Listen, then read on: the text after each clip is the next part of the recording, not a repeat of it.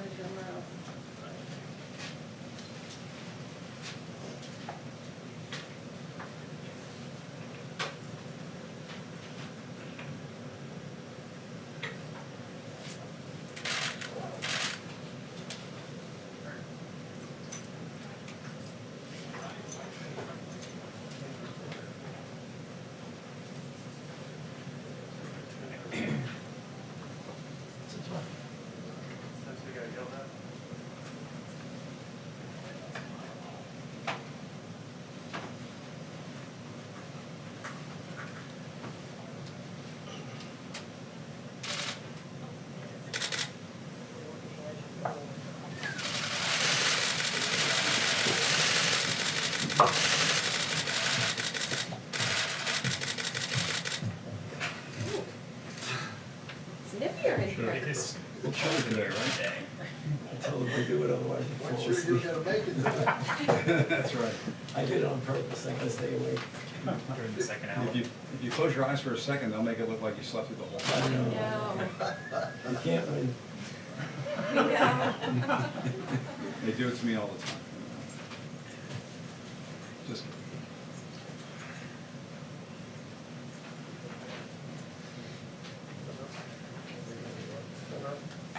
And did you know they gave us 10?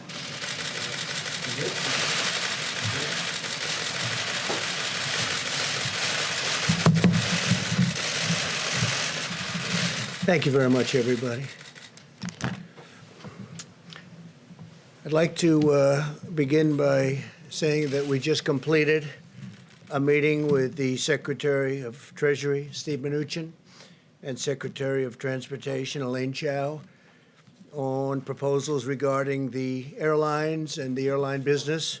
And we're working very closely with a lot of different people. We'll be probably putting out a proposal and giving them some of the details, some of the very powerful details over the weekend.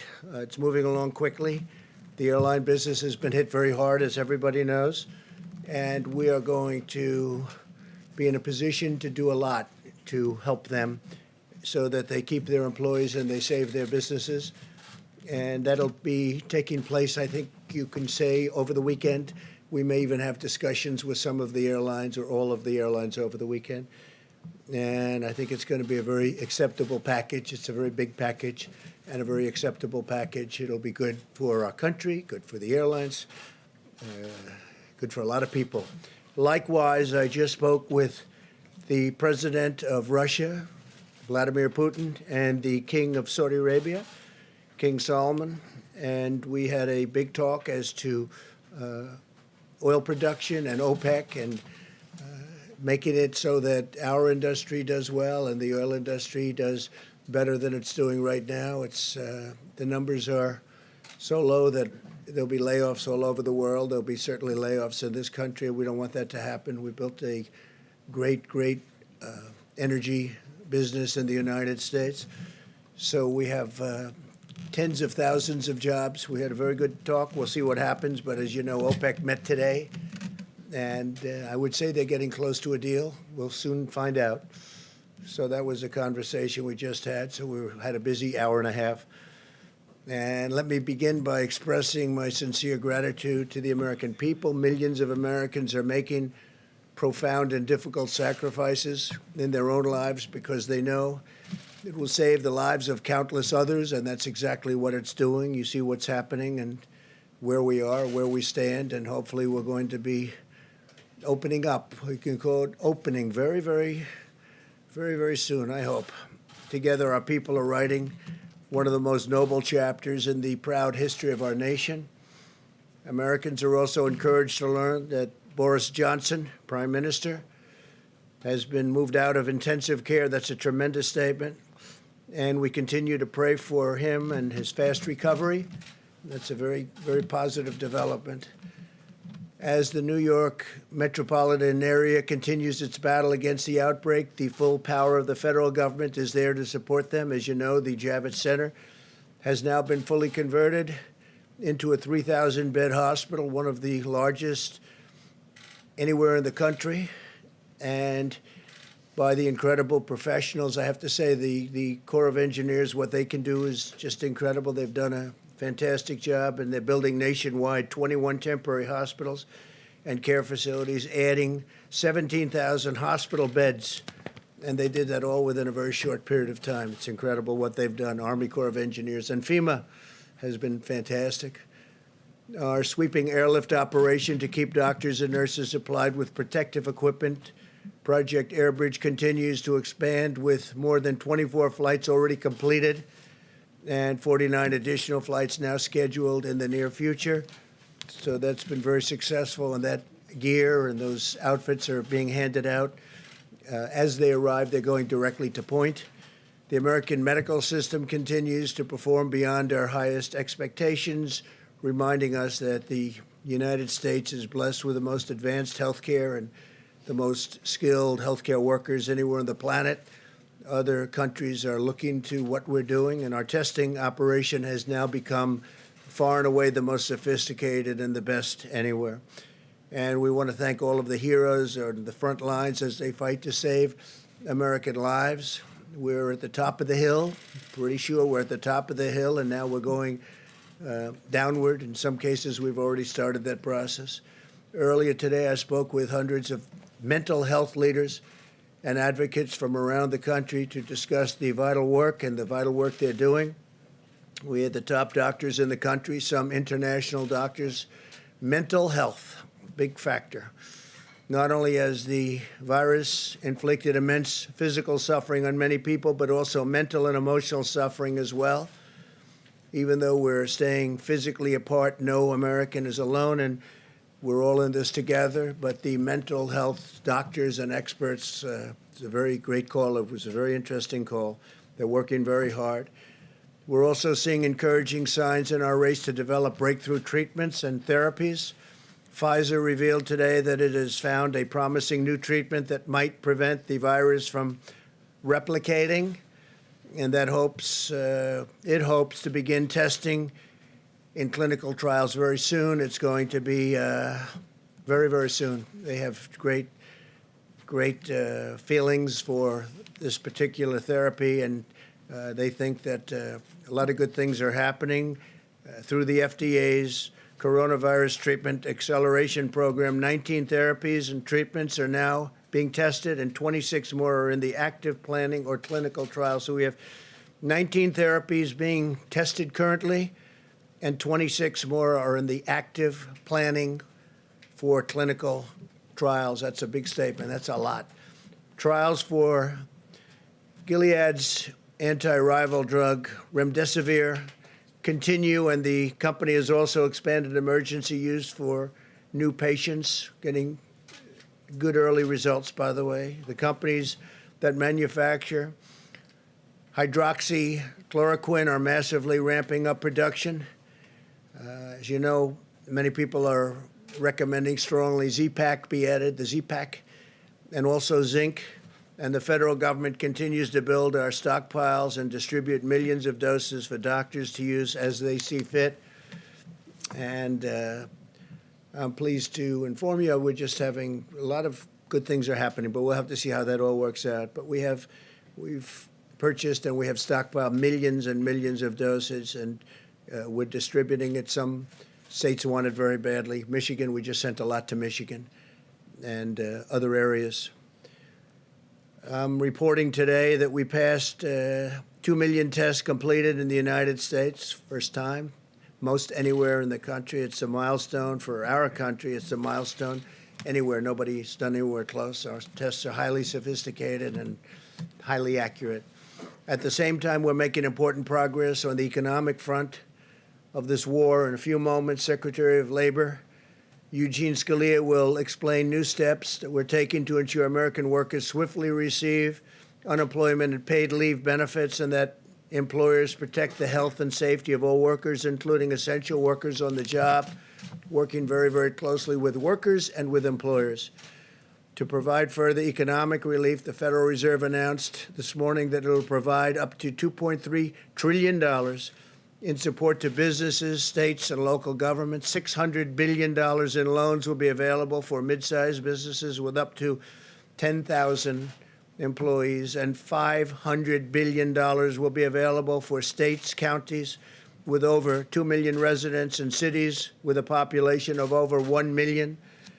My administration is also working with Congress to replenish the very successful, incredibly successful, the way it's going, Paycheck Protection Program, which is allowing hundreds of thousands of small businesses to keep their workers on the payroll, meaning it'll keep those businesses open. We need both Democrats and Republicans to come together to get this the legislation completed, and it looks like it's on its way, but we need both. And it should be for people that are working, for the workers.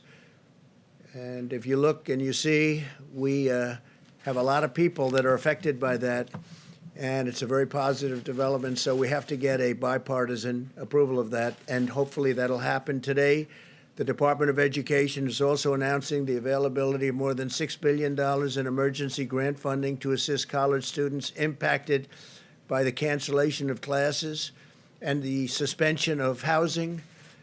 A lot of people had a lot of things suspended. Housing is one of them. Previously, we waived student loan payments for 6 months. So student loan payments have been waived for 6 months. So we'll discuss it after that, may go further. Although this medical war has separated our citizens for a period of time, it's also united our entire nation. I think I can say, like almost never before, Americans are moving forward with common purpose and shared resolve, determined to vanquish the virus and lift our nation to even greater heights. We are supremely confident in the magnificent future that awaits the American people.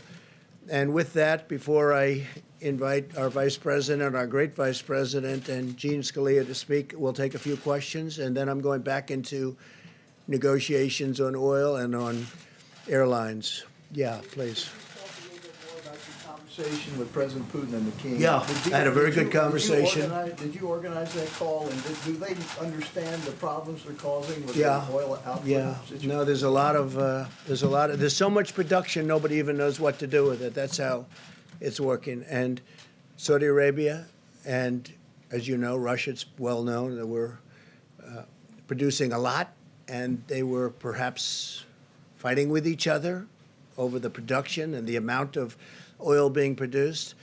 And frankly, there's not enough room to even store it. Our storage is now full, going to be very soon. Our strategic national storage is, I said, this is a great time to fill it up, load it up with oil that frankly is at pricing that nobody's ever seen before. I don't think we've seen this probably since the 1950s. That was with big dollars. So we'll see what happens. The conversation was very good. They're getting close to a deal. That's OPEC and many other countries outside of OPEC, and we'll see what happens. Still fighting with each No, other? I think they were getting along very well. We had a very good call. I think it was a very good call. We're going to see what happens, but it was a very good call. They'll probably announce something either today or tomorrow, one way or the other. Could be good, could be not so good, but I think one way or the other. Go ahead, Jim. Yeah, Mr. President, how could the administration discuss the possibility of reopening the country when the administration does not have an adequate nationwide testing system for this virus? Don't you need a nationwide testing No. system for the virus before you reopen the We have a country? great testing system. We have the best, right now, the best testing system in the world. But there are certain sections. Test right now. There are certain sections in the country that are in phenomenal shape already. Other sections are coming online, other sections are going down. And we, in addition to that, are giving out millions of tests, and every day we're doing it exponentially. We're picking up, and what we'll be doing in the very near future is going to certain areas of our country and do massive testing. It's not necessary, but it would be a good thing to have. Don't you need that, Go though, ahead. Mr. President, to make sure people are safe going back to work? You don't want to send people back to the workplace. We want to have it, and we're going to see if we have it. Do you need it? No. Is it a nice thing to do? Yes. We're talking about 325 million people, and that's not going to happen, as you can imagine. And no, it would never happen with anyone else either. Other countries do it, but they do it in a limited form. We'll probably be the leader of the pack. Please. Mr. President, what do you say to the 16 million Americans, more than 16 million Americans who have lost their jobs in the last 3 weeks, and fear that the economy won't just bounce back, like you said? Well, I think the economy is going to do very well. Now, that's just my feeling. It's a strong feeling. I've had good, proper feelings about a lot of things over the years, and I think we're going to do well.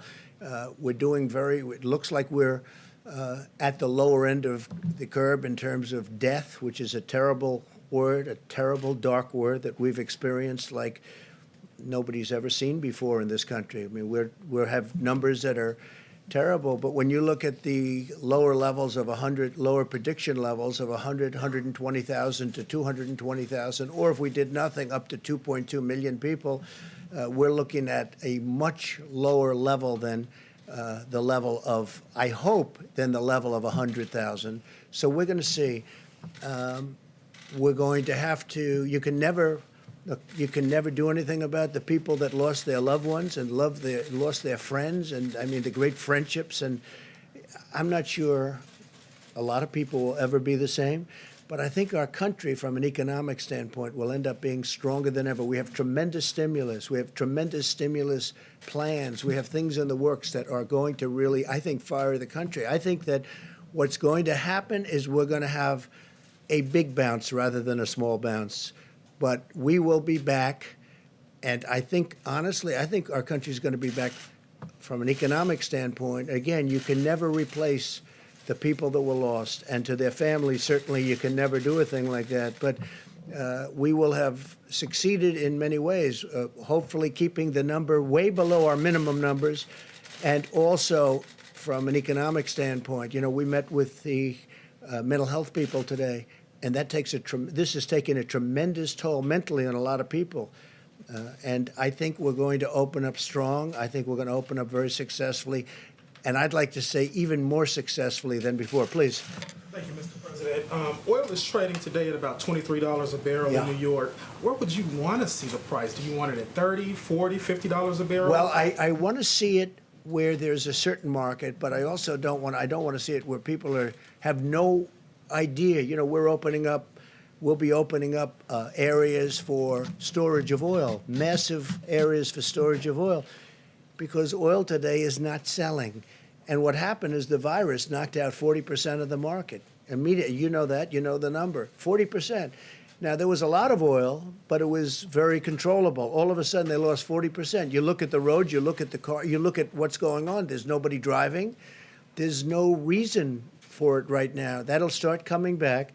But we are storing millions of barrels of oil that nobody thought would even be possible. Frankly, ships turned out to be a good business for some people because they're filling up tankers, sending them out to sea and not saying where to go. They're just sitting out there loaded up with oil. So we want to save our energy. In this country, we want to make sure that our energy companies, businesses, and employees, workers, remain strong. So that's how I'm involved. And I think that's going to happen. So right now, if you look, you're probably talking 23, 25. If they announce a deal, we can get it up. We need a minimum number so the companies don't go out of business. So they're not going to lay off all of these energy workers who are important to our country. And, you know, we're now energy independent. We could do something where we only used our oil. But I think the long-term benefit is to be able to just go with the market. And it's going to work out. It's all going to work out. If you looked at 3 weeks ago, as you know, because we talked about it, 3 weeks ago and 2 weeks ago, this was catastrophic. I think it's really hitting bottom, and I think that, I mean, we've had a bottom, but now at $23 and $25 and probably heading up. At the same time, we save our energy, and we also produce great, cheap energy, and we save our jobs. Yeah. I want to ask you about the Paycheck Protection Program, because every day we're hearing from small business owners who are telling us that their banks don't know how to access this money. They're trying to apply. They can't figure it out. So where does the fault lie? Does it lie with the banks? I don't think there's a fault. They're doing record numbers of dollars. They're dealing with many community banks. They're dealing with Bank of America, Citibank, a lot of Wells Fargo, as you know, is very much involved. And they're dealing with the bankers. Can't go that quickly, but I'm hearing it's a very, very successful rollout. They did want changes in applications. They want changes in loan requirements, et cetera. But they're taking billions and billions of dollars worth of loans. And in the very near future, the banks will be relieving the money. They'll be paying out the money. Yeah, please. Sure. Are you still expecting the USMCA to take effect on July 1st? And considering the fact that the auto industry is hurting these days, are you ready to postpone the Well, we have a application of the deal. new rules? Yeah, the deal is with Canada. The deal is with Mexico. We have a deal. And obviously, the deal is different from the standpoint that production will be lower. But we have a deal. It's a signed deal. It's a deal that's one of the worst deals that we've ever had was NAFTA, one of the worst trade deals ever made by any country anywhere. We'll be terminating that. And the new deal is a great deal for our country. So that's something. Now, again, we get hit by the virus, and we'll see where that all goes. But certainly car production is going to be down for a little while. But ultimately, good for our farmers, great for our farmers. We'll be helping our farmers, by the way. We have money going out to our farmers in the pretty near future having to do with, you see what's happened. The farmers got hurt very badly by all of this. People are eating less from the standpoint that there's no restaurants are open, no businesses are open, no hotels are open. They'll start to come back. But we're going to be helping out our farmers. Yeah, please. Postpone the new auto ahead. regulations. Thank you, sir. Philip Wegman, Real Clear Politics. Earlier, you mentioned Project Skybridge, and we're hearing that through that project, a lot of the PPE that was sent out to other countries is coming back to this country. Do you know when we'll be able to bring a majority of that back? And then, are you frustrated that USAID allowed a lot of that aid to go out the door in the first place? Should they have brought it back? No, I'm not, before? because we're in very good shape. You'll be speaking with Mike Pence about this in a little while. You look at the hospitals, you look at what's going on. Yesterday I spoke with the governor of Louisiana. I'm saying, do you think we need that extra 1,000 beds that we're in the process of building? We are really in good shape. You're not hearing people are needing ventilators much. In fact, we're going to start helping other countries with ventilators. We're going to end up having a lot of ventilators for future should something happen for hospitals, ideally to keep and have. But no, I think we're in very, very good shape. We have calls with governors all the time, and the governor's in very good shape now. We have sent billions and billions and billions of dollars between ventilators, equipment, protective equipment, masks. We have 500 million masks coming. 500 million from one group. 500. It'll be 300 million and 200 million over a short period of time. No, I think we're in very good shape. Please. President, speaking of testing, some experts, including Scott Gottlieb, have talked about 750,000 tests per week being needed before the economy is opened. Can you address that? Do you agree with those numbers? If not, how many tests per week do you think we should have before the economy is open? I don't like sir? using the word needed because I don't think it's needed, but I think we're going to try and hit a number like that. That's a very high number, but we're going to be trying to hit it. And we probably might be able to do that. Please, go ahead. Do that, sir. Go ahead, please. Thank you, Mr. President. Today, the Democrats pushed for more rescue money for states and hospitals, which are complaining that they need it to fight the coronavirus pandemic. Do you think hospitals and states need this money? Would you support I do, something and like I do support something, but I support it for the next phase. It's much simpler in the next phase, whether that phase is infrastructure or whatever. So I'm going to leave you now with Mike Pence and with Eugene Scalia, and if you would, I look forward to seeing you tomorrow. We'll see you tomorrow. We have I think a lot of very big news to report. We've had a tremendous day between, I believe, what's happening with the energy industry, and I believe what's happening with airlines. I look forward to seeing you. Thank you very much, everybody. Thank you. You still have not gotten the evidence of widespread voter fraud. Well, good afternoon, everyone. At the present moment, we have now cleared more than 2 million tests across the country. And I'm pleased to report we're testing more than 100,000 people a day now. But we're working around the clock to scale up the new types of tests that the FDA has approved in record time. And every American can be confident that we'll continue to build out that structure going forward for the weeks ahead and the months ahead.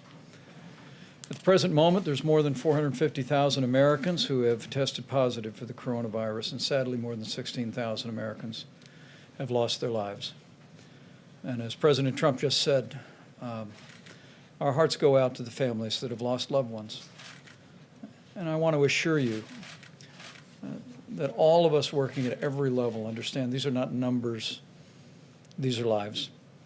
And our heartfelt condolences during this heartbreaking week go out to every American family that's lost a loved one to the coronavirus. It has been a difficult week. But as Dr. Birx will reflect in just a few moments, as we look at the data literally on a county-by-county basis every day, we continue to see evidence that in areas where the epidemic has impacted most, the greater New York City area, Louisiana, the Detroit metro, the Denver metro, we continue to see evidence of stabilization. And it appears, as Dr. Birx suggests, that we are close to the peak in each of those areas so impacted. We also express gratitude and appreciation for the people of California and Washington State, who continue to be low and steady in the number of cases that are emerging there. We're watching the Chicago metro area, we're watching the Boston metro area, and as Dr. Birx will discuss, we just continue to urge every American to put into practice the President's coronavirus guidelines, because all evidence indicates from the West Coast to what we're beginning to see in major outbreak areas on the East Coast. It's working, America. And it's working because you're doing it. And we encourage you onward in that. Today, the White House Coronavirus Task Force met, but most of the team also met with Republicans and Democrats in two separate conference calls of the United States Senate. Secretary Mnuchin, our health experts, Admiral Polovchek, Dr. Hahn joined us as we discussed a broad range of issues.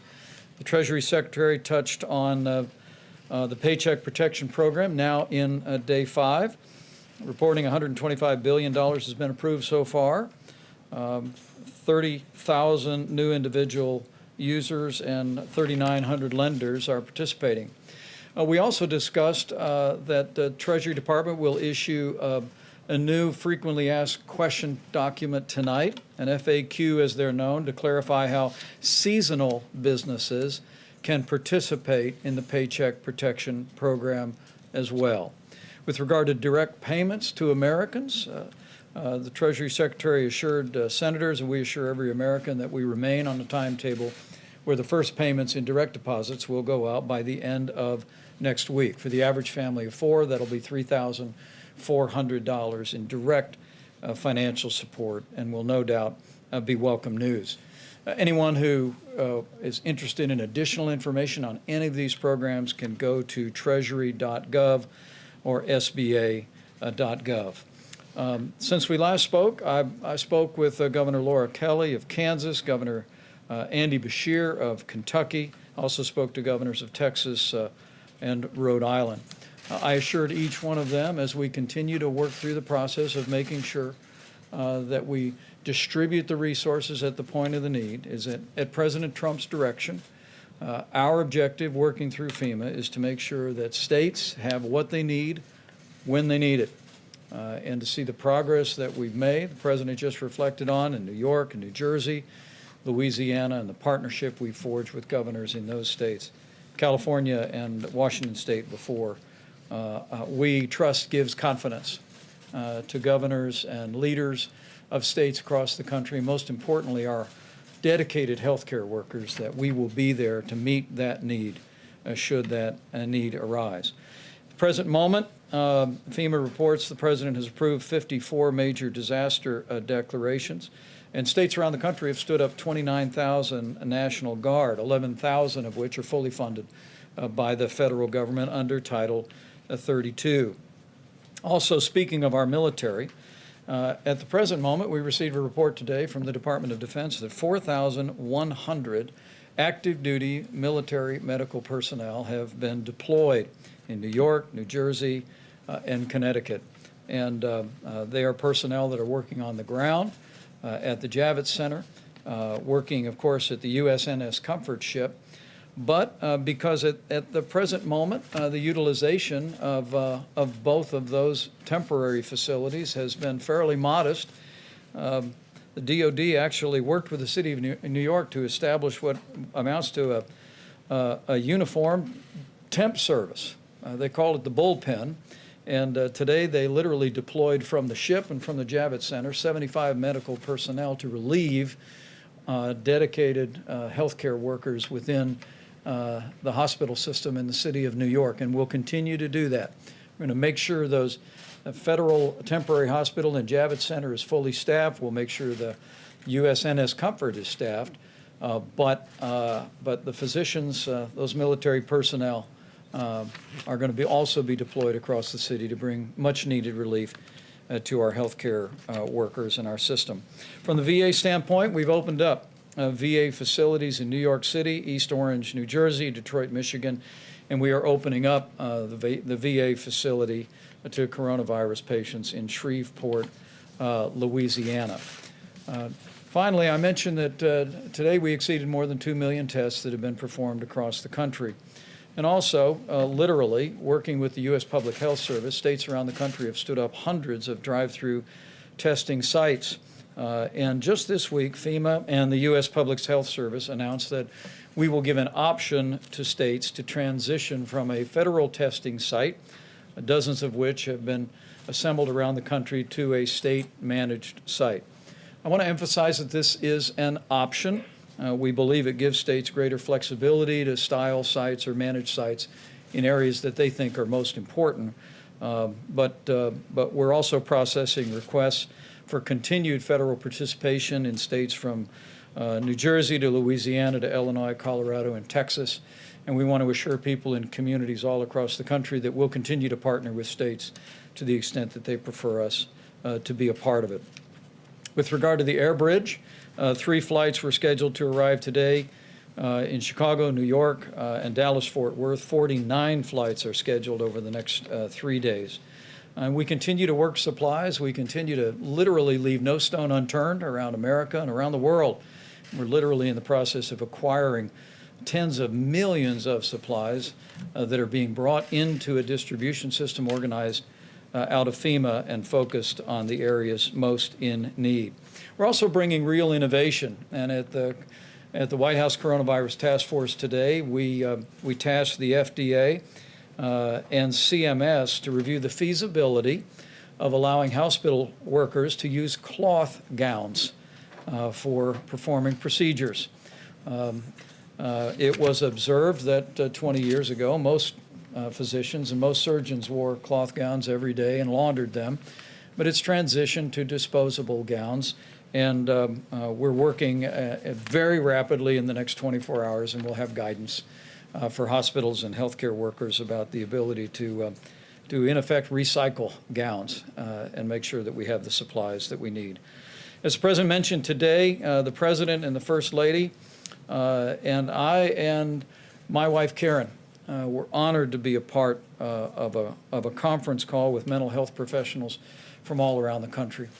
And we know while there are families that are struggling with the coronavirus and struggling with heartbreaking loss to the coronavirus, we understand this is a very challenging time for every American, but most especially Americans who struggle with mental disorders or struggle with addiction. And the President brought some incredibly dedicated people together to make sure that they know we're with them. Early on, the President expanded access to telemedicine, and we've also issued guidance for using technology to remain connected to social support groups. And we just urge everyone who may be feeling an emotional burden or a vulnerability during this time to reach out to the many resources that are there and to know that you're not alone, that we're with you, and we'll get through this, and we'll get through this together. So despite heartbreaking losses that continue this week in communities from New York to New Jersey to Louisiana, there are signs of progress and hope abounds. The reality is that we see new projections from the experts. And if the projections are right, it's because it's working, America. It's because the American people are putting into practice the social distancing, caring for their neighbors and their loved ones and their family members, and putting their health first. And we just want to urge every American to continue to put those principles and guidelines into practice every day. With that, I'm going to invite Dr. Deborah Birx up for an update. And Dr. Fauci will hear from the Secretary of Labor, and we'll take a few questions. Thank you, Mr. Vice President. So I wanted to cover today not only what we're seeing across the United States, but some of the testing data to assure from the prior question, if we're testing, I'm sure you're following our numbers every day, and the amount we're going up, about 118,000 to 120,000 per day are being tested. So we're way over the 750,000 per week currently. We have some statistics. Now remember, we required this, thanks to Congress, to be reported. We have about 75% of that test data in now. About 1.5 million of those tests have been reported in. I just wanted to give you some ideas because sometimes we think that we're only testing in the hospitals, that this should give you an idea of the quantity and the types of tests that have occurred. So we've tested over 200,000 young people up to age 25. They have about 11% positivity rate. Over 500,000 people between 25 and 45. They have a 17% positive rate. Now remember, in order to get tested, you have to have symptoms. So this gives you an idea of the number of people who have symptoms that are not infected with coronavirus. Another nearly 500,000 people between 45 and 65, their positivity rate is 21%. Another nearly 200,000 between 65 and 85, 22% positive, and a small group of about 30,000+ individuals over 85, and they have a 24% positivity rate. And so this gives you an idea of we're testing throughout all age categories. I see a lot of men in the audience today. I just want to remind them about the importance of health care. Of the male-female ratio, 56% of the people who are tested are female, 16% positive, 44% male, 23% positive. So again, it gives you an idea about how men often don't present in the healthcare delivery system until they have greater symptomatology. This is to all of our men out there, no matter what age group. If you have symptoms, you should be tested and make sure that you are tested. We appreciate you engaging in that, and also really recognizing the issues about comorbidities and making sure that we're addressing those. I had a series of great calls with about 17 states that are in our more rural areas, specifically around our indigenous people and tribal nations. It was a very reassuring call, and we are testing across the country. We do have about 63% of states that have less than 10% positive despite significant testing. And within the indigenous peoples and tribal nations, they're seeing the same thing that we're seeing across the nation. Increased issues among those with comorbidities and those of elderly, but also issues in nursing homes. And so they are testing, many of these states are still capable of doing full contact tracing. And so they've been doing contact tracing from nursing home outbreaks and other outbreaks. It really gives us a clear impression of no matter what we do in the future, we need to really ensure that nursing homes have sentinel surveillance. And what do I mean by that? That we're actively testing in nursing homes, both the residents and the workers at all times. That is where, and that's how we saw this at the beginning. That's what we saw in Washington State.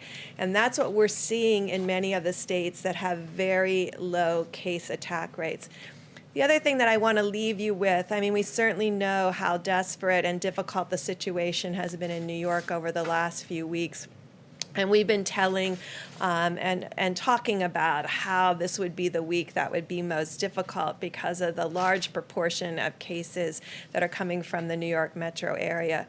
What's been encouraging to us, those early states outside of Washington and California, which still have extraordinarily low attack rates because of their level of mitigation, all of the new areas that are having new increasing cases, we talked about them yesterday, Washington and Baltimore and the Philadelphia metro area. That includes Camden, Wilmington, and the counties around Philadelphia. We're seeing that the case numbers, what we'll get to as far as attack rates, we talked about 1 in 7 in 1,000 in New York that are being measured. These are coming in, even with their progress up their curve, in the 1 to 2 per 1,000 range, showing that when you start mitigation early, it has a very different impact. All of this data is coming together, the testing rates, the seropositivity, the age groups, who really needs hospitalization, ICU, the innovative pieces coming from, we heard a great report from Louisiana this morning on the phone call where they talked about a minimum now of 40% of people coming off of ventilators alive and leaving the hospital. This is very encouraging to us. Really shows amazing progress clinically at each of these hospitals and the real lessons what we're learning and sharing across hospitals. But really shows us that the original outbreaks were very large, but the newer ones that we talk about in Washington and Philadelphia and Baltimore, it looks like their attack rates and the attack rates in Denver and some of these other states that we have been talking about are much lower than New York and New Jersey. And this gives us hope about really understanding how to integrate this information together, not dealing with a model, but the real life cases that are occurring and understanding how to move forward together to really have a different future. So thank you very much.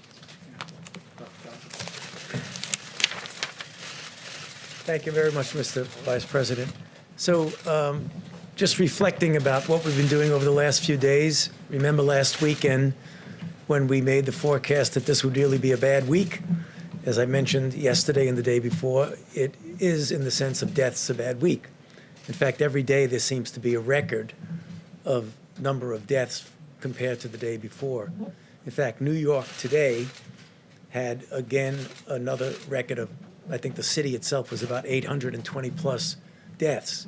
But what we were predicting with the increase and the real adherence to the physical separation, the guidelines that the vice president talks about, the physical separation, at the same time as we're seeing the increase in deaths, we're seeing rather dramatic decrease in the need for hospitalizations. Like I think yesterday was something like 200 new hospitalizations, and it's been as high as 1,400 at any given time. So that is going in the right direction. I say that, and I always remind myself when I say that, that means that what we are doing is working, and therefore we need to continue to do it. I know I sound like a broken record. That's good. I want to sound like a broken record. Let's just keep doing it. I get questions a lot, Dr. Birx and I, about these numbers, the projections that you went with from 100,000, 200,000, now down to 60,000.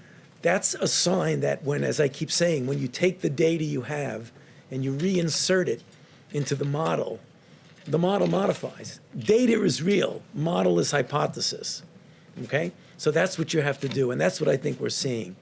The other thing that's some just broad, general good news from the standpoint of a scientific standpoint, that there are a lot of candidate potential therapeutics that are going into clinical trials now that we're sponsoring at the NIH, the kinds of clinical trials that will give us the answer. Are they safe? Are they effective? And just what is the capability of using them under what circumstances, as prophylaxis, as treatment, in early disease, in late disease. So as the time goes by and we have the public health measures to try and contain this, we're doing an awful lot from a scientific standpoint so that when we do get to next year, next fall, next winter, hopefully we'll have something that we can offer in addition to the very important public health measures. So I'll be happy to answer questions later. Mr. Secretary.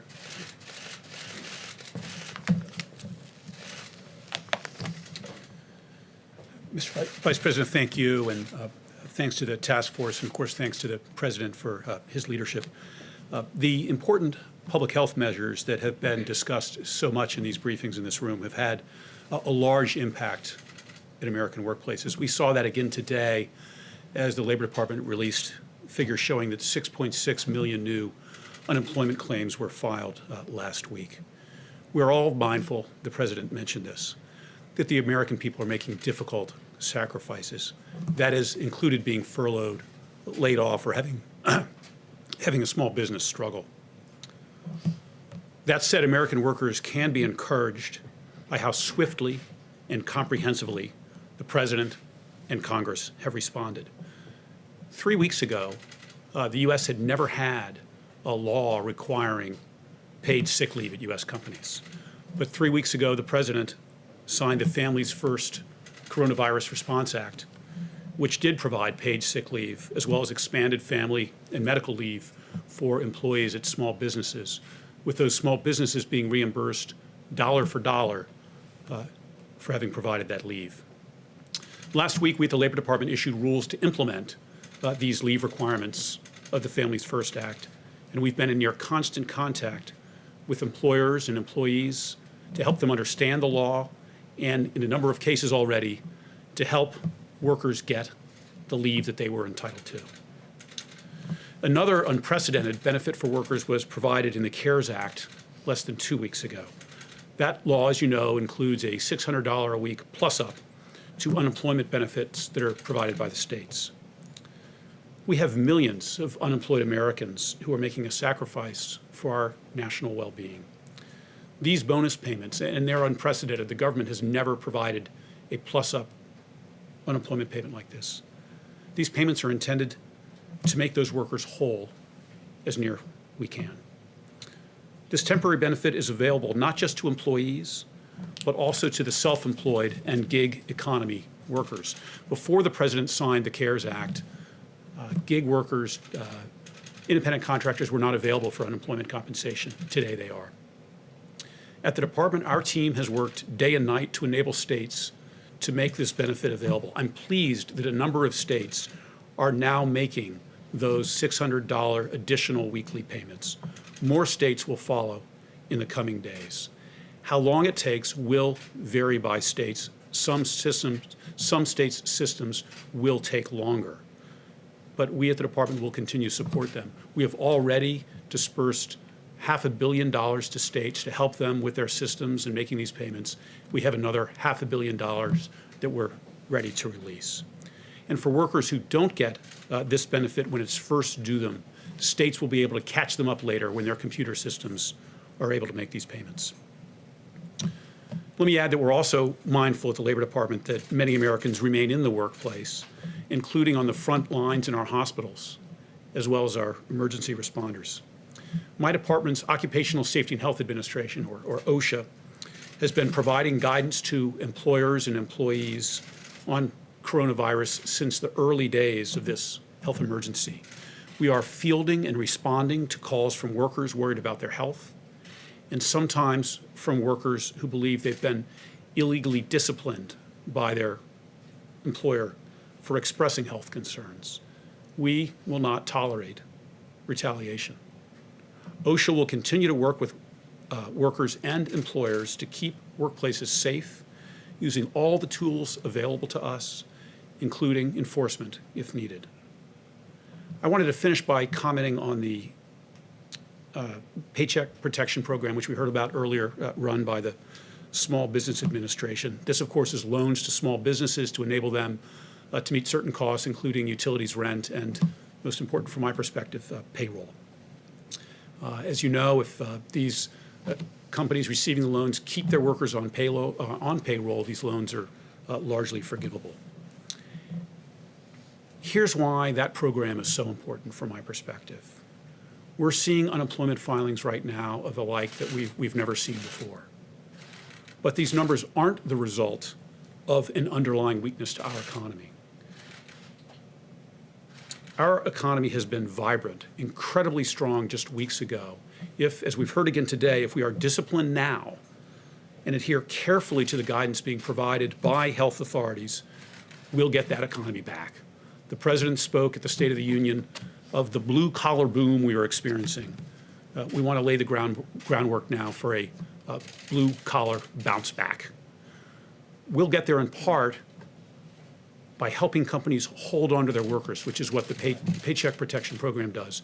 Keep them on payroll so that when businesses are ready to reopen, they have the workers they need and Americans have jobs.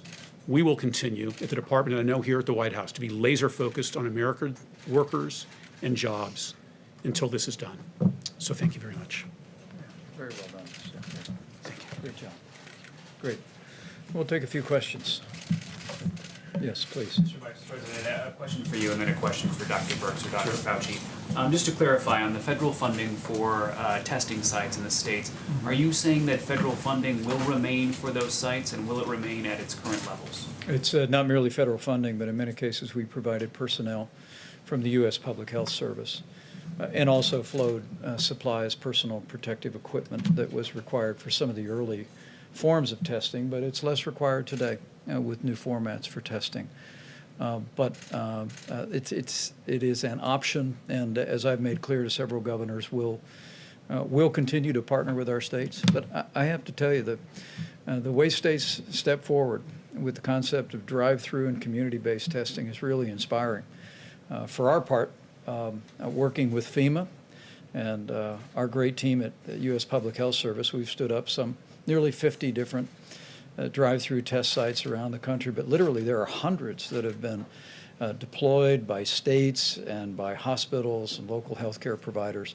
But in this instance, we wanted to at least give them the option to take control of that, but we'll continue to resource them with personnel, supplies, and any other support that they need going forward. And then just a question for the doctors. I'm curious, did you see this information out of the CDC in South Korea today that shows that they're seeing evidence of reinfection in some people who had been cured of coronavirus? And what does that mean for our understanding of this? have you seen that? I'm not aware of what you're speaking about now, but clearly there have been anecdotal mentioning of what appear to be reinfection. You have to really be very careful when you say reinfection, because what some and we were dealing with this with even Ebola back during the Ebola time, that someone might still, someone does a test on them, do a PCR on a body fluid of some sort, and be able to detect what are likely nucleotides that are not replication competent. So if you're telling me, which I don't think they're saying, that someone has coronavirus disease, they get sick, it's documented, they get better, and then a month or so later, they get sick with documented coronavirus disease. I don't think that's what they're saying, but I don't want to jump the gun on it until I see the data. They use the word reactivate. Is that different? Yeah. Well, yeah, what reactivating what means is that it depends what you mean by reactivating. If someone clearly is ill and they have virus isolated from them, that you may have a prolonged course. I'd like to see how long they reactivate. I mean, if they were sick and had documented virus, and then 3 months later they had documented virus, is that reactivation or is that infection with another virus? I'd like to see the data before I really comment on that. Yeah. Dr. Fauci, I wanted to ask about medical criteria. You had a discussion with Dr. Birx and the other public health experts on Tuesday, I understand. Can you discuss what is the medical criteria that you guys are discussing in order to reopen the government? What is the medical criteria? Well, it's less medical criteria than it is public health criteria. And that is, and I think it's really important because often people say reopen the government like it's a light switch that goes on and off for the entire country. We have a very large country with really different patterns of disease and outbreaks in different parts of the country. So it's not going to be a one-size-fits-all. It's going to be, what is the kinetics of an outbreak? Is it on the way down? Is it essentially out? Is it still smoldering and possibly going up?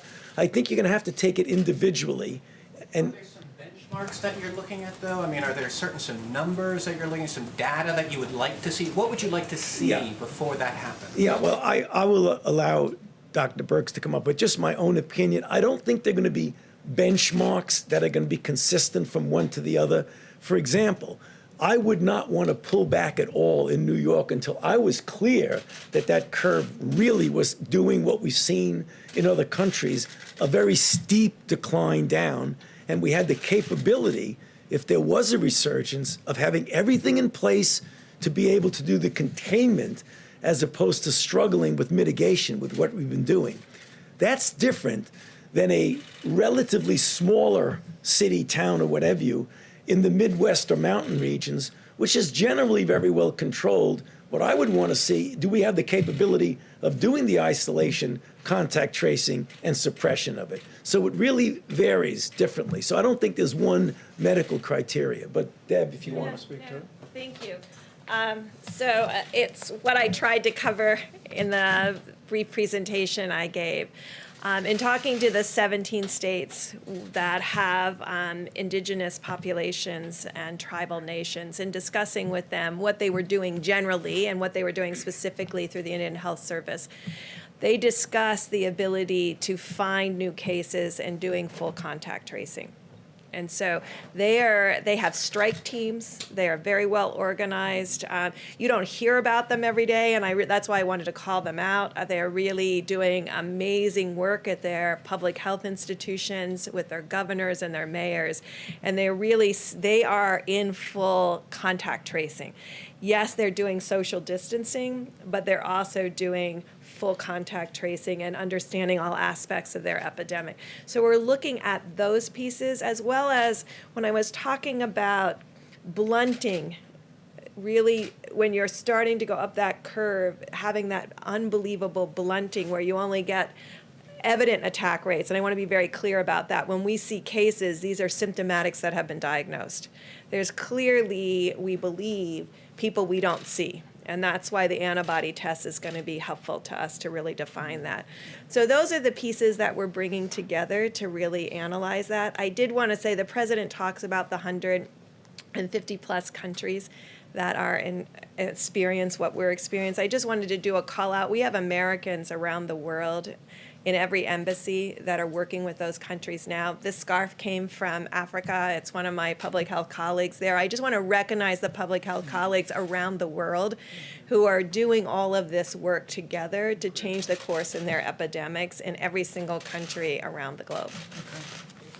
Let me go to another question if I can, but in response to that, just so you know, what the President's tasked us to do is there's a number of working groups and that are looking at not only how do we reopen the country, but how do we stay open, and and I think most of America knows that no one wants to reopen America more than President Donald Trump, but the President's told us we need to do it responsibly, and we're going to follow the data. We're literally following the data on a county-by-county basis. This morning, we were literally presented with information of each county that had more than 100 new cases and had, went in the other direction, had, less than 100 than the day before. It's really remarkable. And so I think what you hear the health experts saying will inform the President's decision and timing. But make no mistake about it, that the best thing we can do to reopen America is put the coronavirus behind us, to reach the end of that curve with as little loss of life or hardship as possible, to have in place that we soon believe we will, the kind of therapeutics, I call them medicines that make you feel better, by this summer, to have more widespread testing that we're scaling up each and every day, and also to have the kind of guidance that the CDC is even now developing for businesses large and small, for families and for schools, for that day that we do reopen America. Question? Go ahead. I'm going to ask one more follow-up to the doctors. It touches on this question of when to lean back on mitigation. There is a study out of Los Alamos this week that I hope you've seen. It's on the CDC website that looks at this question of R0, which is a technical term that you understand that has to do with the reproductive rate of the virus. The study shows that the R0 for coronavirus isn't between 2 and 3, as had been thought before, but it's actually closer to 6, which means that one person on average is infecting 6 others. So with this information, how does that impact the model? How can you begin to think about when to reopen society if it's more contagious than we thought before? Well, I can tell you as the layperson on the stage. Go for it. We have known from the beginning that this is at least 3 times more contagious than the flu. And I believe that fact alone has informed our projections and the modeling, but now I'll let the experts respond.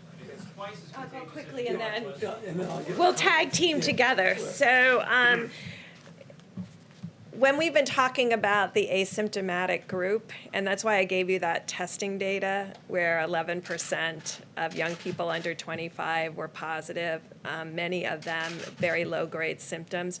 What we will be triangulating for you is the testing data with hospital admissions, and then you'll be able to start seeing spectrum of disease. Because what you're not seeing in spectrum of disease is people who never even think that this is something significant, that what they have. We're seeing the significant cases. In testing, you can see that we're getting a lot of people in with symptoms who aren't positive. And so really finding out what is the R0. Is it 6? Is it 5? And the only way to do that at this point right now is to get the antibody tests out there and go into these places that had significant disease. When we talk about attack rates of 7 per 1,000 like New York and 5 per 1,000 in New Jersey, and test the healthcare workers, the first responders, all of the nursing homes for antibody, and really get to your question. Because right now it's still theoretic. We understand they're modeling this, and we will get the data to actually look at that. You will see what others have been presenting. So you presented the 6. What others are presenting, importantly, is they're modeling what's happening with mitigation, and they're publishing that the R0 with mitigation is approaching like 1.3 and 1.5. So think of what that is. If it was 6, and then with mitigation, we have it into the 1s. That really shows the power of the American people. No one has varied R0s like that without a vaccine. But this is what's happening with really the power of the American people. Tony? Tony. ditto to everything that Dr. Burke said, but I couldn't help but thinking when you talk about, you know what the worst enemy of an R0 is? Physical separation. How about one more? But do we have One more, go right do we have ahead. testing capacity in the country right now to reopen in the foreseeable future? I mean, because the president talked about 2 million tests. Are we going to have the testing capacity needed to make Americans feel comfortable going back into their workplaces? I mean, it seems to me that is a pretty critical question at this point. People are not going to want to go back to work if they think their coworkers might be carrying the virus. If we're not testing enough, how do we know it's safe to go back? Well, I think the American people see the incredible progress that's been made after President Trump brought in the largest commercial labs in the world to scale testing, the likes of which we've seen. We are, as Dr. Burke said, well over 100,000 Americans being tested every single day. We have an antibody test that is coming online. Abbott Laboratories literally has thousands of machines across the country. We're working with hospitals and labs around the country to activate those machines for the 15-minute test.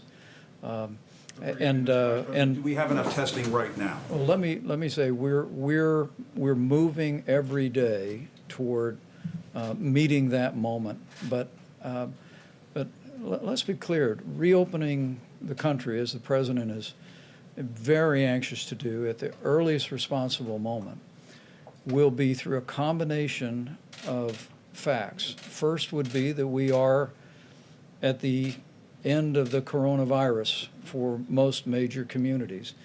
Another piece of that is that we have therapeutics for Americans to take medicines if they contract the disease. Another piece of that is guidance from the CDC to public institutions, to businesses large and small, about how to conduct themselves in a safe and a responsible way. And testing is also a piece of that. And as Admiral Joie has reflected, we are spending a great deal of time expanding testing today. Every single day, there's more and more tests across the country.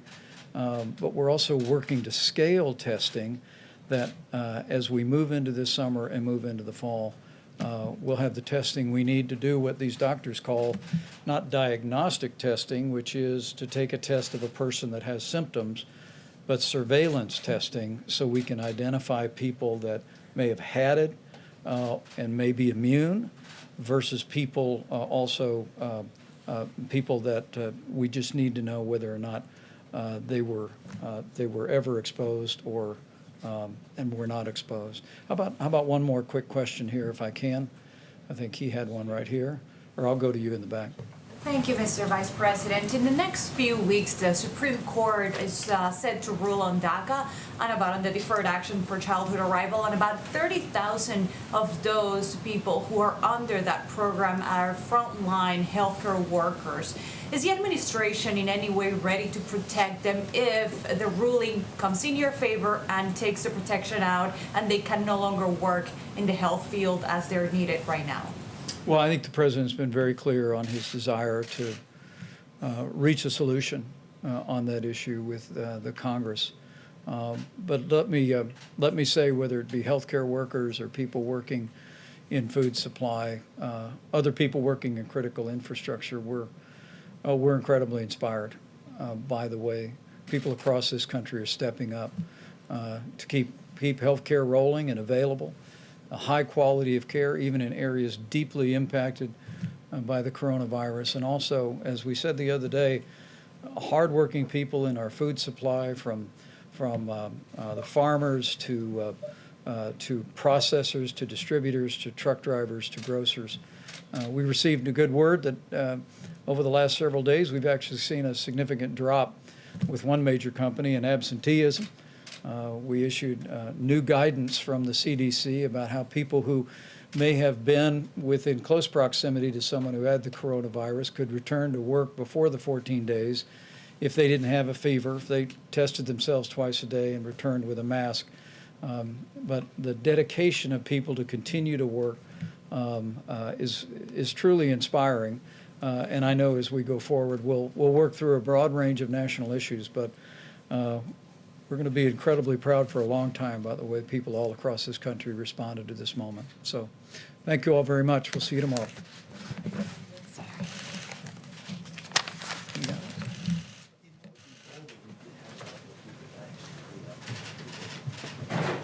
No, it's probably good.